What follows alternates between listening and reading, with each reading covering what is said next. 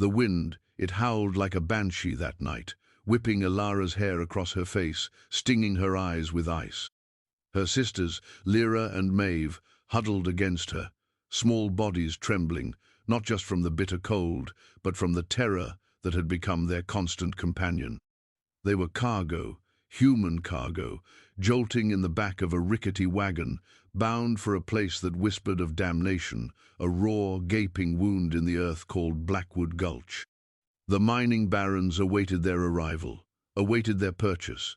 If their plight already chills you to the bone, know that this was merely the beginning of their descent. I urge you, subscribe now, because the story I will share with you tomorrow, it will show you a resilience that shines even in the deepest darkness. But before that glimmer of an unforeseen hope, let me take you to the day their fragile world was irrevocably shattered by the very hand meant to protect them. It had been a morning like any other, or so Ilara had thought, in their small, weathered cabin, nestled by the indifferent curve of the grayling river. The sun, a pale disk in a washed-out sky, did little to dispel the chill that always seemed to cling to their home, a chill that emanated more from within its walls than from the mountain air. Ilara, the eldest at 17, tried to coax a meager flame in the hearth, her movements economical, her face set in lines of premature care. Lyra, barely 15, with eyes that still held fragments of starlight, was mending a tear in Maeve's thin shawl. And Maeve, sweet Maeve of only 12 summers, sat humming softly, brushing the tangles from her doll, a faceless thing solusoins with corn silk hair. Their father, Silas, had been gone for 3 days. His absences were frequent, usually spent in the raucous company of the nearest settlement's tavern, gambling away what little they had. Each return was a storm, his temper a black squall that sent them scurrying for cover. But this time, when the cabin door creaked open, it was not the familiar rage that met them, but a cold, appraising glint in his eyes that was far more terrifying. He was not alone. 2 men stood behind him, their shadows falling long and menacing into the small room. Men with hard faces and clothes stained with the grime of the earth, yet with an air of brutal prosperity about them. Mining men, Baron Hess's men. "There they are," Silas had said, his voice devoid of any warmth, any paternal inflection. He gestured towards his daughters as if they were livestock. "Healthy, strong enough for work. The eldest is spirited, but that can be broken." Ilara's heart had plummeted into an abyss of ice. Work? What work could these men possibly want with them, with girls barely on the cusp of womanhood? The implications, unspoken, yet screamingly loud, choked the air from her lungs. She had seen the women who sometimes passed through the settlement from the mining camps further west, hollow-eyed, worn down to husks, their spirits extinguished. "They'll do," one of the men grunted, his gaze lingering on Lyra in a way that made Ilara's skin crawl. She instinctively pushed Lyra slightly behind her. Maeve began to whimper, clutching her doll. "The price we agreed," Silas pressed, his hand outstretched, palm up, greedy. Coins clinked. A heavy sack exchanged hands. The sound was like nails being hammered into the coffin of their futures. Betrayal, cold and absolute, wrapped around Ilara. This was not just abandonment. This was a sale, their own father. For a handful of silver, he had condemned them. The word father turned to ash in her mouth. The sheer, calculated cruelty of it left her numb, even as a desperate resolve began to harden within her. She had to protect Lyra. She had to protect Maeve. But how?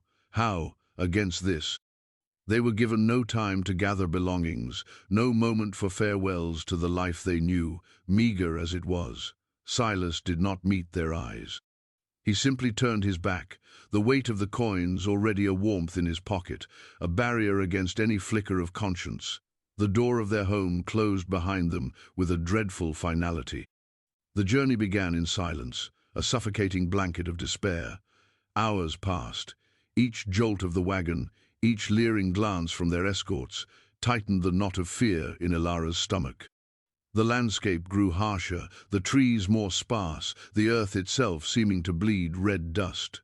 Blackwood Gulch. Even the name sounded like a curse. As they neared the sprawling, chaotic scar of the mining camp, the air grew thick with the clang of metal, the rumble of machinery, and the coarse shouts of men. It was a vision of hell, smoke-choked and desolate. They were herded towards a larger, more fortified building, the supposed residence of Baron Hesse himself. Ilara's mind raced, searching for an escape, any escape, but she was one girl, with two terrified sisters, surrounded by rough, armed men. Hope had been chased out, leaving only a cold, hard stone of dread. This is what it feels like to be truly lost, she thought. If your own heart is aching with this sense of dread, you are not alone. Subscribe, for even in the deepest pit, a single star can sometimes pierce the darkness. The wagon clattered to a halt before a crudely built structure, larger than the others, from which spilled raucous laughter and the smell of stale ale. Baron Hesse, a man whose girth strained the buttons of his waistcoat and whose eyes held the predatory gleam of a wolf, emerged. He surveyed them with an owner's satisfaction, a truly repulsive sight. "Good," he boomed, his voice like rocks grinding together. "Silas delivered as promised. Hardy stock," he said. "We'll see about that." He reached out a thick, ringed hand towards Maeve, who shrank back with a cry. It was then, in that moment of absolute despair, when Ilara felt the last vestiges of resistance crumbling, that something shifted. A subtle change in the air, a tension that did not emanate from them or their captors. From the edge of the rough clearing, where the scarred land met the tree line, two figures emerged. They moved with a fluid grace that was utterly alien to the brutish clumsiness of the miners. Tall, lean, their dark braids adorned with single feathers, their buckskin clothing blending with the muted colors of the wilderness. Lakota. One of the brothers, the one who seemed to carry an aura of quiet authority, his gaze steady and piercing, stepped forward. His companion, broader, his face a mask of stern resolve, flanked him. They said nothing, yet their presence was a challenge, a silent condemnation of the scene before them. Baron Hesse scowled. "What's this? Trespassers? Get rid of them," he barked at his men. But his men hesitated.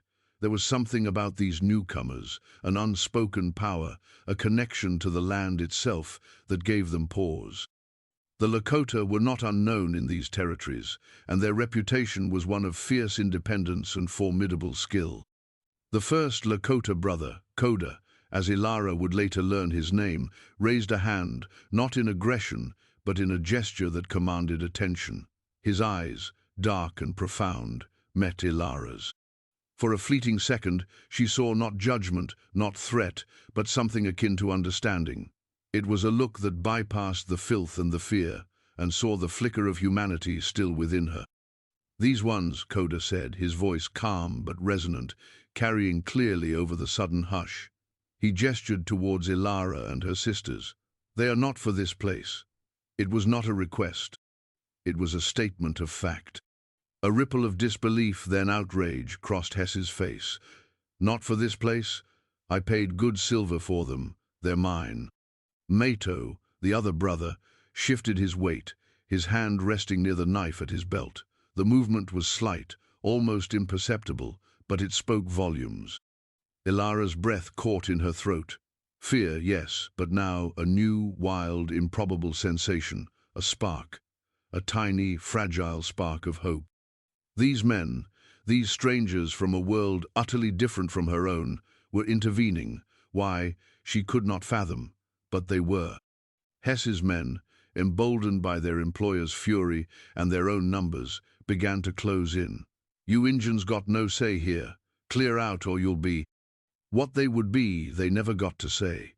Koda moved with the speed of a striking snake. It was not a brawl, it was a demonstration of breathtaking efficiency.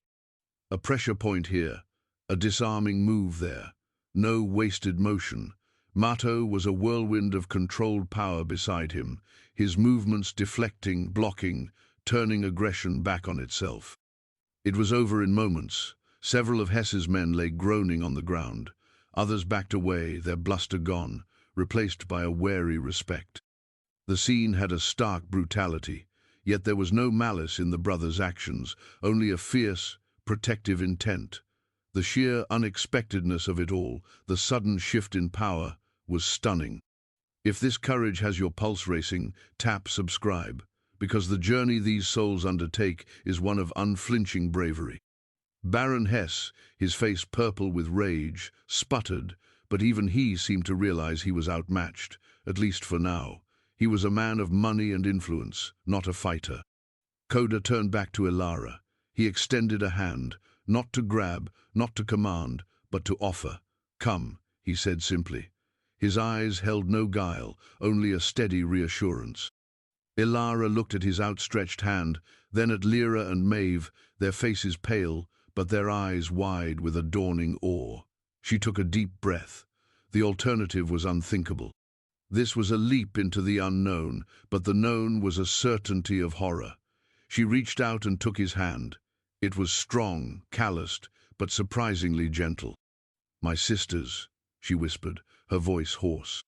Koda nodded, his gaze encompassing Lyra and Maeve with the same protective consideration. Mato was already moving towards them, his stern face softening almost imperceptibly as he looked at Maeve, who, despite everything, clutched her doll tighter. He scooped Maeve up into his arms as if she weighed nothing. The little girl, surprisingly, did not cry out, but buried her face in his shoulder. Lyra, trembling, clung to Elara's free hand. Without another word, the Lakota brothers turned and led them away from the clamor and filth of Blackwood Gulch, away from Baron Hesse's sputtering threats of retribution. They moved back towards the tree line, towards the wild, untamed land that was their home. Elara did not look back. She couldn't. Every step was a prayer, a fragile hope carried on the wind. The cold was still bitter, but now it felt different. It was the clean cold of the wilderness, not the suffocating chill of despair. She was still afraid, but now she was not entirely alone. The journey was a blur of exhaustion and rugged terrain. Koda and Mato moved with an uncanny knowledge of the land, finding paths where Elara saw only impenetrable forest. They did not push them hard, sensing their depleted strength. When Maeve, despite Mato's steady pace, began to tire even in his arms, Koda produced a small, dried berry from a pouch at his waist. He offered it to her gently. Maeve, after a hesitant glance at Elara, took it and chewed, a flicker of her usual brightness returning to her eyes. As dusk began to settle, casting long, eerie shadows, they reached a small, sheltered clearing. A stream gurgled nearby, the sound a soothing balm to Elara's frayed nerves. Mato, with a few swift movements, had a small fire crackling, its warmth a welcome blessing. Koda offered Elara a water skin.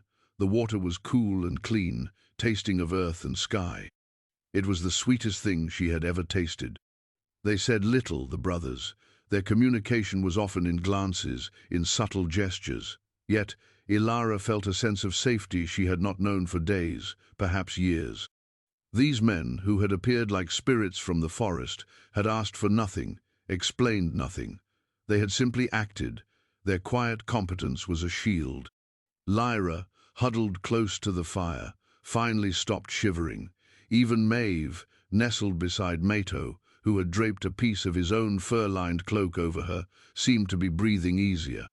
Food was shared, strips of dried meat, nutty and satisfying, and more of the berries.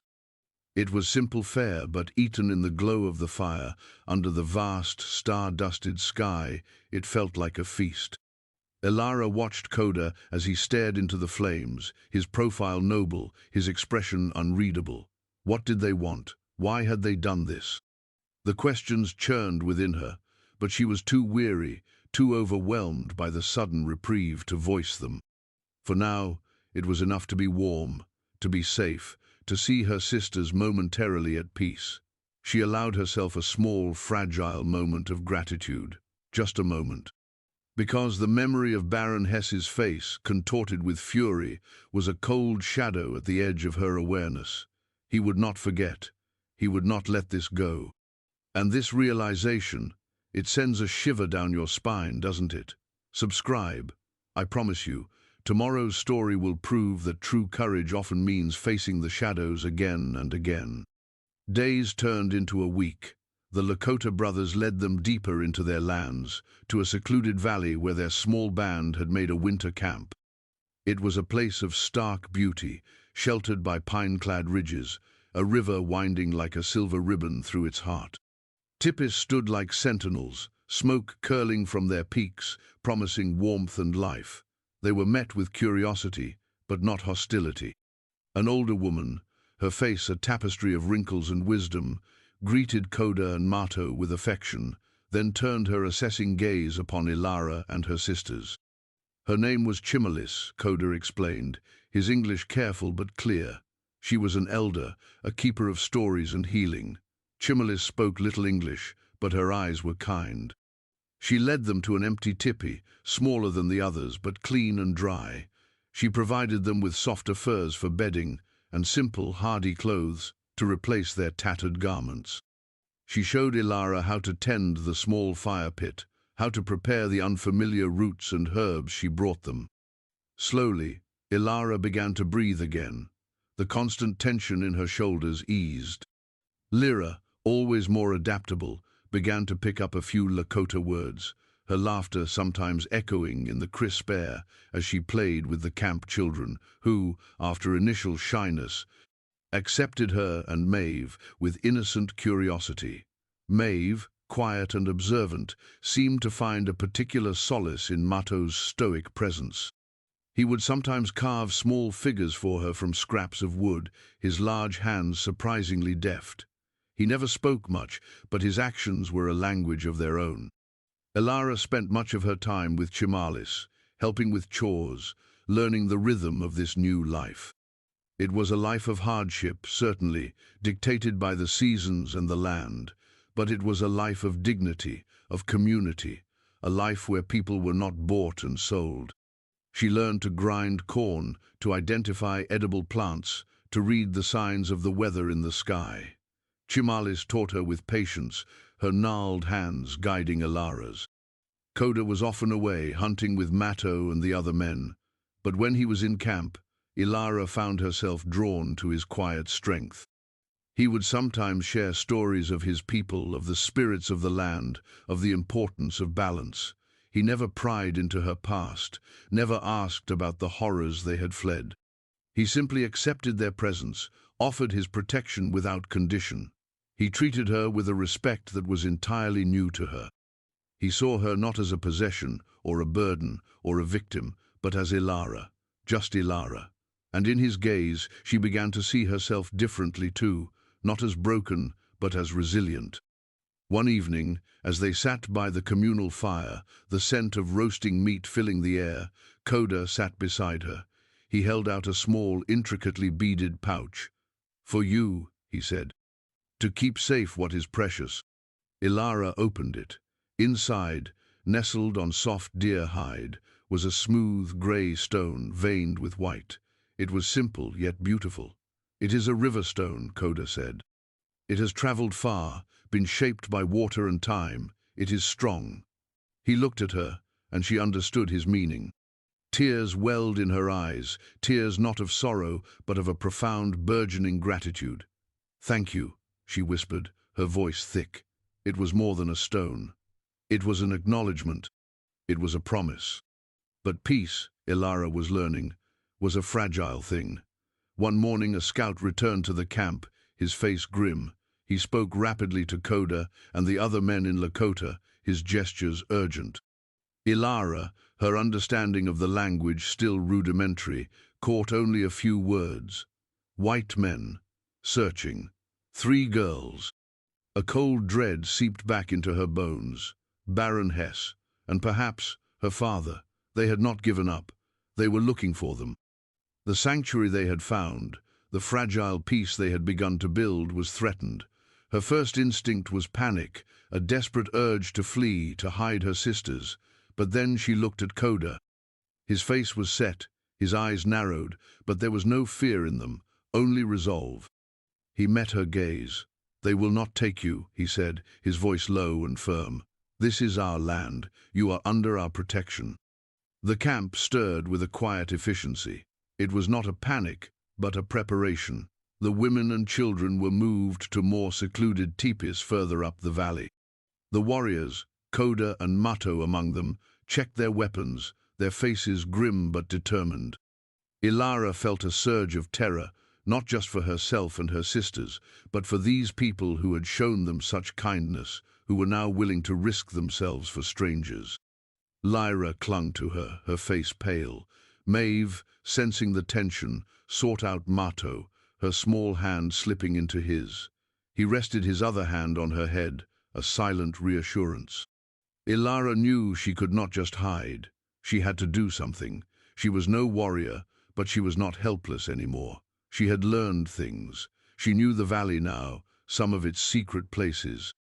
"Koda," she said, approaching him as he conferred with the other warriors.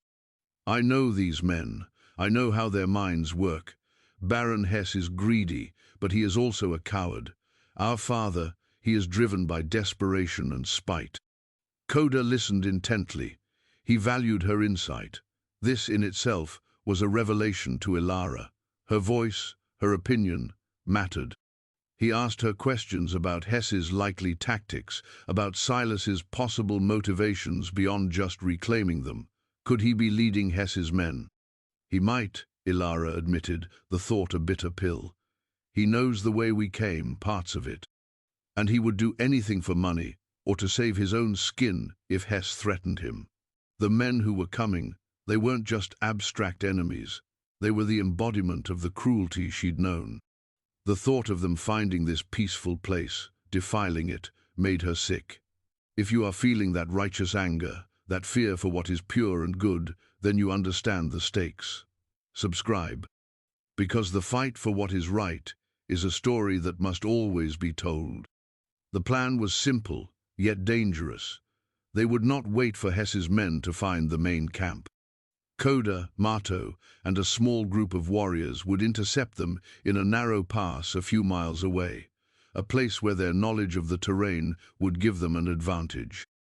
Ilara argued to go, to at least be a scout, to identify her father if he was among them, but Koda was firm. Her place, and her sister's, was to stay hidden, to stay safe. Chimalis would be with them. The wait was agony. Hours stretched, each sound in the forest making Ilara jump. Lyra prayed silently, her knuckles white as she clutched the small stone Koda had given Ilara, which Ilara had pressed into her hand. Maeve sat quietly, watching Chimalis prepare a poultice of herbs, her small face unnaturally solemn. Then distant shouts, the crack of a rifle, sharp and ugly in the pristine air, then another and another.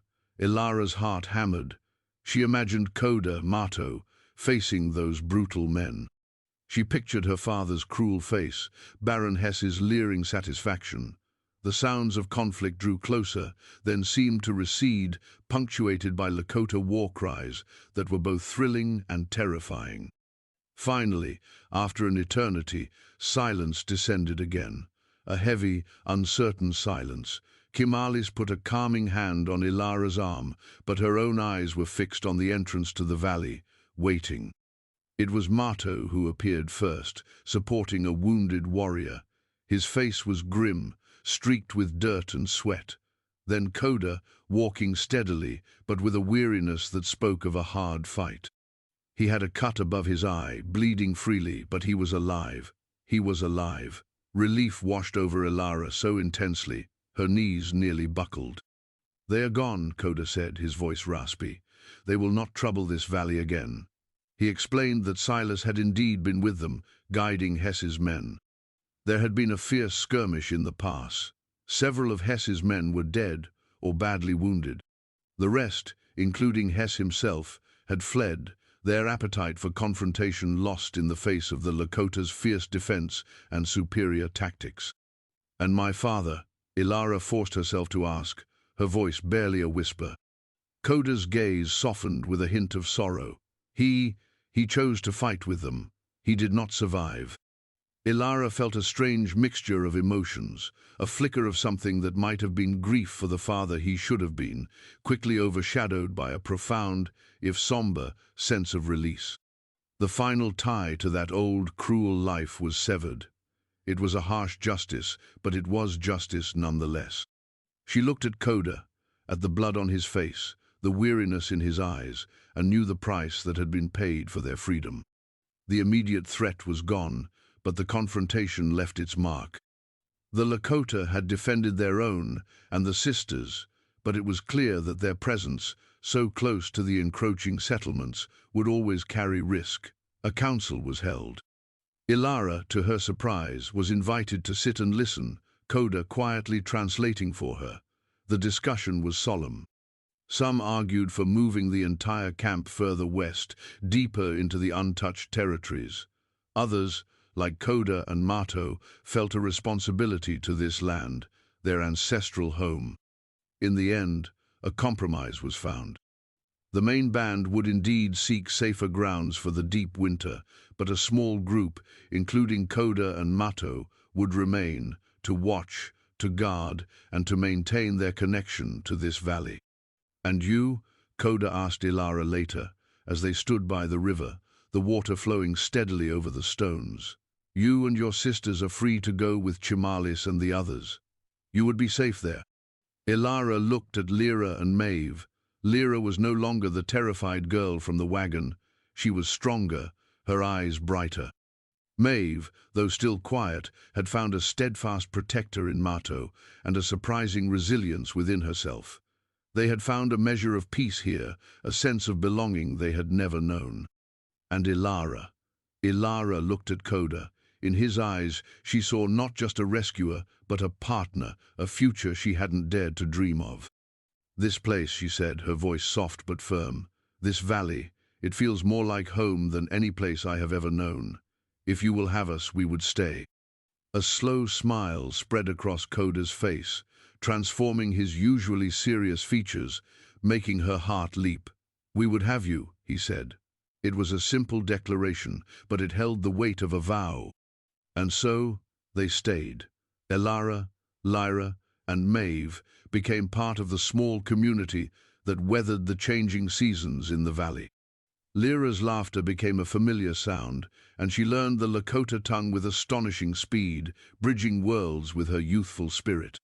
Maeve, under Mato's quiet tutelage, learned to track and read the signs of the forest, her connection to the natural world deepening daily. Mato, the stoic warrior, had found an unexpected softness in caring for the young girl who shadowed his steps. Ilara and Koda's bond grew, nurtured by shared experiences, mutual respect, and a love that was as steady and resilient as the river stones he had once given her. She learned his language, his customs, the stories of his people. He, in turn, listened to her dreams, her fears, her hopes for her sisters. There was no formal ceremony needed to mark their commitment. It was woven into the fabric of their daily lives, in shared glances across the fire, in hands clasped in the quiet of the evening, in the understanding that passed between them without words. They were building a new life, brick by brick, act by act. You can feel the strength in that, can't you? The quiet power of building anew. Subscribe for stories of such rebuilding are beacons in a troubled world. Time passed, marked by the turning of seasons. The harshness of their past began to fade, replaced by the routines of survival and the warmth of community. Ilara never forgot the cruelty of her father or the avarice of Baron Hess, but those memories no longer held the power to wound her. They were scars, yes, but scars that testified to her survival, to her strength.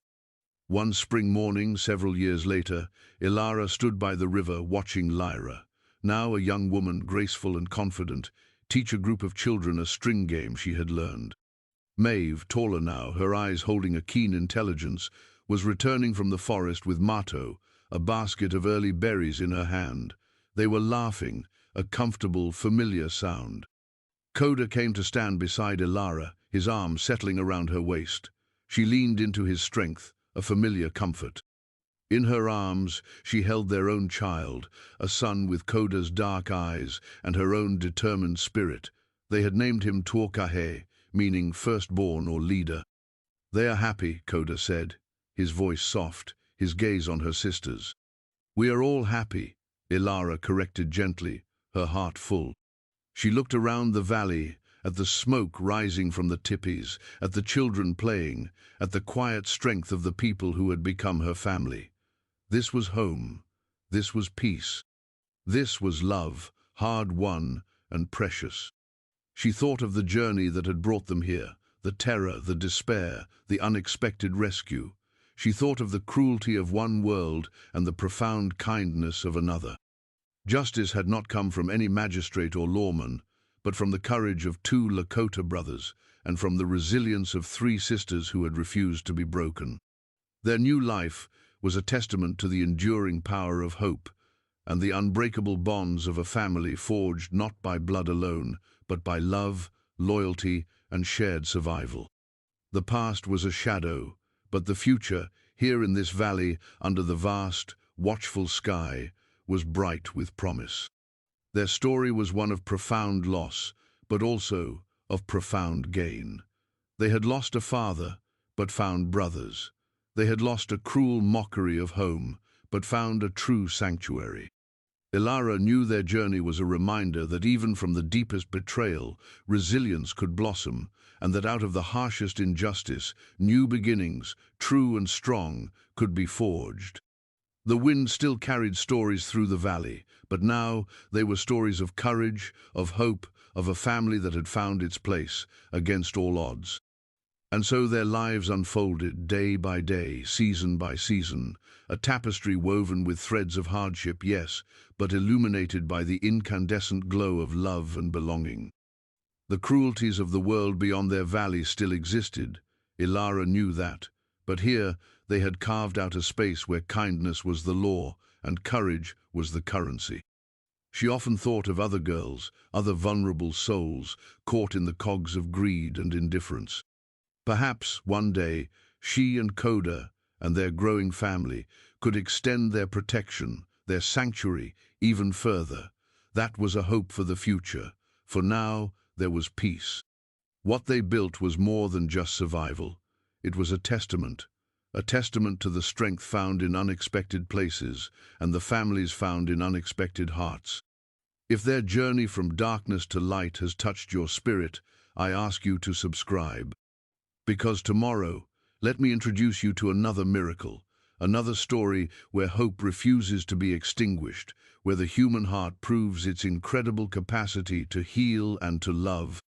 Even after the deepest wounds, you will want to hear it.